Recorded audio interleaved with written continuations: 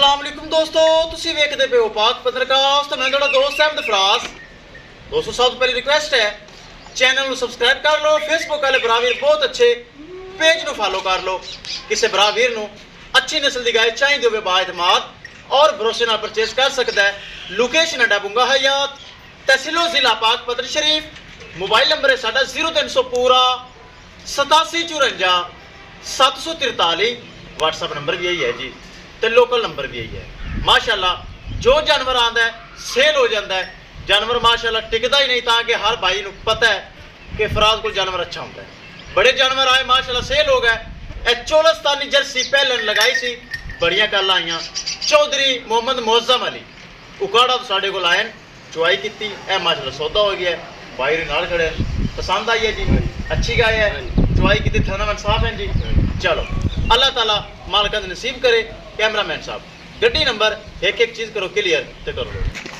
लो जी अल्लाह ताला चौधरी मोअज़्ज़म अली भाई नसीब करे। फर्स्ट टाइमर दोंदी वेड़ी जर्सी चोलस्तानी भाई गुलाम नबी जी नाल ही माशाल्लाह बहुत अच्छे हैं। जिन्हें गलबात हुई है खड़े न, इन्हें माशाल्लाह परचेज की है। सोना रब मालिक नसीब करे। जो जानवर आता है माशाल्लाह फौरी सेल हो जाता है, ताकि गारंटी वाला चैनल भरोसे वाला जानवर लगाने का मौका नहीं मिलता, फौरी सेल हो जाता है। चेक करो माशाल्लाह पहलन Cholistani jersey sold out go to काड़ा। किसी भरा वीर नूं मजीद जानवर चाहिए होवे रबता करके परचेज कर सकता है। यह गड्डी साढ़े को भरा वीर आए। लो जी बरामद दसदा जावा।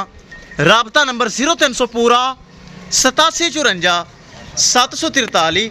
व्हाट्सएप नंबर भी यही है जी, तो लोकल नंबर भी यही है। इस तो इलावा मजीद जानवर माशाल्लाह आ रहे हैं, मजीद जानवर आ रहे हैं। किसी बरावीर को जानवर चाहिए तो राबता करके परचेज कर सकता है।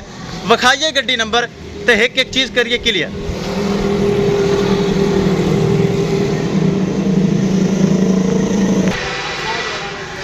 लो जी कर दो शिक्रियो लोड कर दो। हाँ जी इनाम मिला ही। चलो चलो मेहरबानी।